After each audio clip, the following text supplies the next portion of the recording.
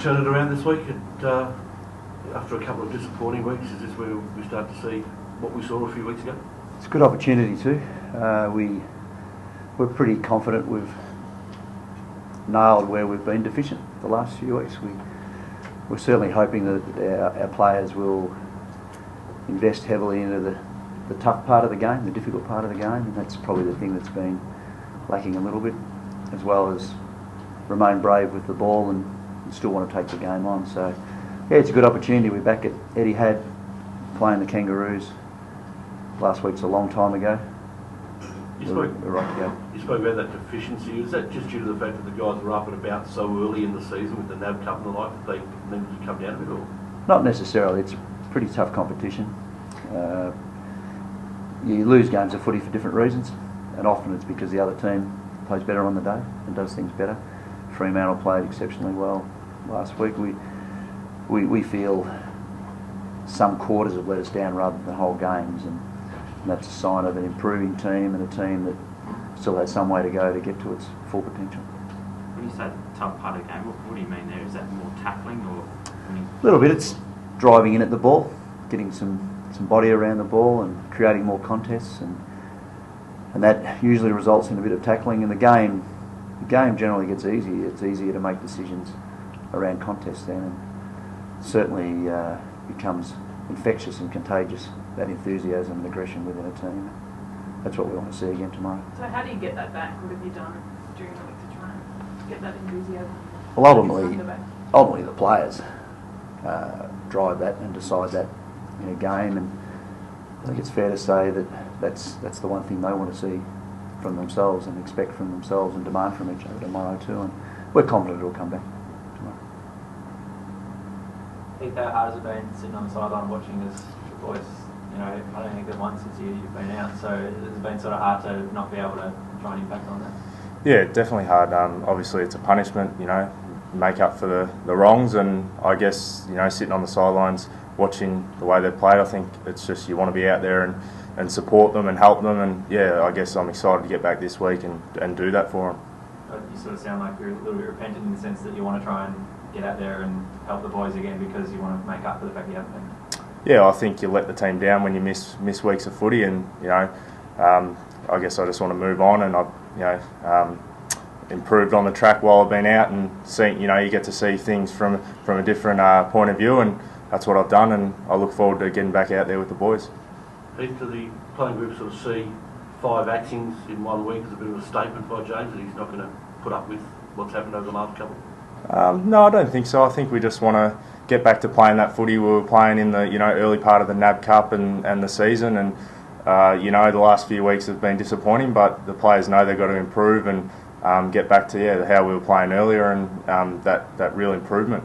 Has it been a harder week of training, given that the coaching staff are trying to instill a toughness, I suppose?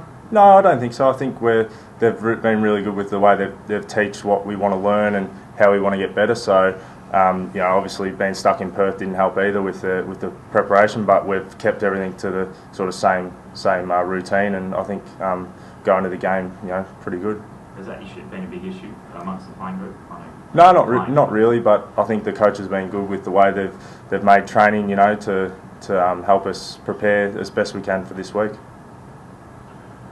Without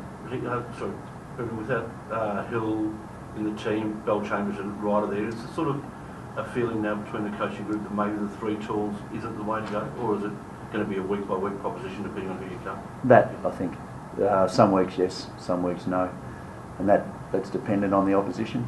Also dependent a little bit on form and how the team's performing.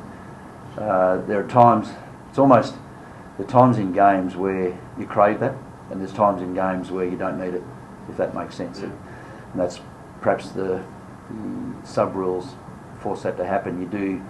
You'd love to load up with some big marking targets at times, and other times it does affect your ability to defend and keep the ball in your forward line. So we'll work through it. Every club is, and every club will experiment and eventually tinker with what they think is their best lineup, and ultimately people stay in the team when they play well and contribute and provide constant output. So we'll get back to that. Was it a tough decision to go with either Ryder or Hill, and I suppose what made you go the way that you did with leaving Ryder on the side? Well, David Hill's not quite right. Coming off 6 days, he's not quite right to play. He's an emergency as a precautionary thing if we do lose a tall overnight. But he's not quite right to play. A longer break probably would have been. Patrick Ryder, let's be honest, he started to show some really good form last week, and his last 2 weeks we see an up in Paddy, and we're confident that with some other strong bodies around him down there that the game will take care of itself for him. David Hill not quite being right, is that anything to do with having to stay a little bit longer in Perth and not having the same sort of... No, probably a sign of a great player who's played a lot of footy, and the longer you stay in the game, you pick up wear and tear, and short weeks do make it difficult, and long seasons do make it difficult to sustain that. So you'll see a fresh and rejuvenated Hill quite quickly. A lot of the clubs have actually said it's a lot about man management, I suppose, through the rest of the season. How much are the Bombers going to try and sort of rest players when they can? I don't think rest is the word. Generally, you'll find clubs' philosophy often is if they're not recovering, and you see a little bit of a lag over 3 or 4 weeks where they're sort of carrying lingering sore spots, then they'll maybe make a decision. But I can't comment on what other teams do. We will address every week as we get it. The season's challenging enough as it is without buying into that too much. We will pick the team that we think each week, in conjunction with the players, will take us forward. Tate Bears is a welcome addition. Yeah, he is. Yeah, it's good to see him back after a long stint on the sidelines. He prepares well, and he's worked hard over his time. How do you go about balancing? I suppose then you've got Pears, you've got Hooker, you've got Fletcher. I suppose you've got Hurley as well. You can go back. How do you sort of balance the balance between talls and smalls back there? Either end, or Well, probably more the defensive end, I suppose, as well. depends on the opposition, as I said a little bit earlier, and a lot of it depends on form. Good tall defenders can generally play on smaller medium forwards as well. And that's important that you have that, because if you're going to be a good team, you have to have players that are adaptable and go to play in a variety of positions and a variety of different opponents, and our taller boys can do that, so that should be fine. Brendan, I was going to ask you, tinkered with your off-field team. What happened there with your high-performance manager? As far as I know, he's resigned and wants to pursue some other things.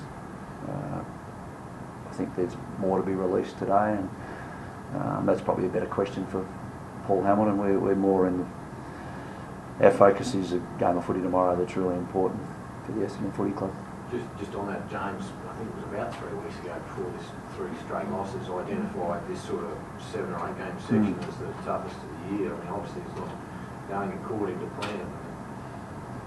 No, at the moment. Pressure's on. No, well, it isn't. There's pressure on every week. We would like to win tomorrow, but we don't want a group of players that are too desperate to win and forget how to play.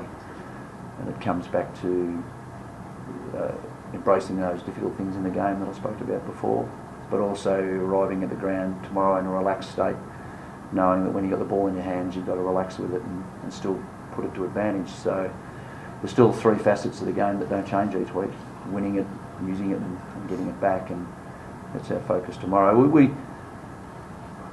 We're internally very confident we'll work through this, and it's certainly a part of our journey, and it's an important experience for players in a lot of ways to actually come out the other side and know that their best footy will always be on the back of working as a team and doing things for their teammates and continually arriving at a game of footy each week to make it the fiercest contest they can as a group of players.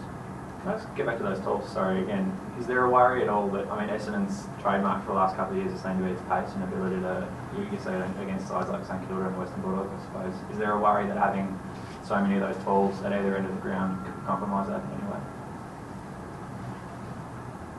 So you think we're worried, or is that perception? I'm asking, was there any consideration for that? No. We think we've selected a team tomorrow that's adaptable. We'll be able to handle their tall forwards, hopefully create some opportunities for us at our end with our tall forwards, and a midfield group that will give us enough supply. Just on the losing your head of fitness mid-season, is that a little bit of a hiccup for the club? Obviously, he set his own imprimatur and his own standards with the players. Now you're going to have to get someone new in, new formats, all that sort of stuff. Does that sort of, is it a concern? Externally, maybe, not internally for us.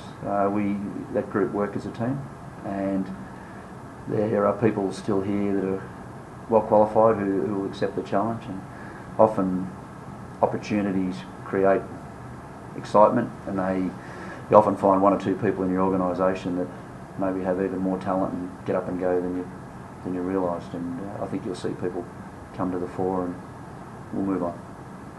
With Andrew Welsh, what's your plan for him? Well, she's a bit like David Hill, hasn't quite recovered from a short break. May play a little bit of footy on the weekend as part of his overall management. We didn't think it was quite right to play a full game of AFL footy this week. But certainly long term, the same. Asking? Just because he was omitted and there was no sort of injury or anything like that, but you're saying that he's still a bit. Yeah, he's still coming. Last week was his first game, Yeah. so he's gradually getting his body back adapted to week in, week out footy, and we still have 11 games to play, which is a high number of games, and we're going to need every player on our list fit and as healthy as we possibly can. So will he play? He'll play there. A little bit, perhaps, just depends on today. If he's not right, well, we won't play him. If he is, he'll play a little bit of footy just to maintain some conditioning. But it's certainly nothing about being disrespectful or not respecting the game. It's about us, I guess, managing our players, which you said before, but also picking a team we think can win tomorrow. The coaches talked about toughness before. Does that resonate amongst the playing group? Does that hurt a little bit for the coaches to be saying that? Yeah, I think it does. We have to, I guess, show it on field, and when your coaches say you've got to toughen up, then I think it's up to the players, and we've all realised that's where we've got to get better, and as a playing group, it's up to us on the field and on tomorrow against North Melbourne. I suppose you were sort of on the receiving end of that as a club when Melbourne sort of got themselves up after all the bruise-free footy sort of claims. That you trying to gain motivation out of that? Not really. I don't think that's where we want to go. I think we just want to get back to how we were playing earlier on in the year, and that sort of tough football that we were playing, and that's what we've got to get back to. So it's about making a statement tomorrow to sort of turn your seas around. Yeah, but I think not getting away from what we'd been doing in early on in the season. So we don't want to do anything above and beyond what we've done in the past early on in the season.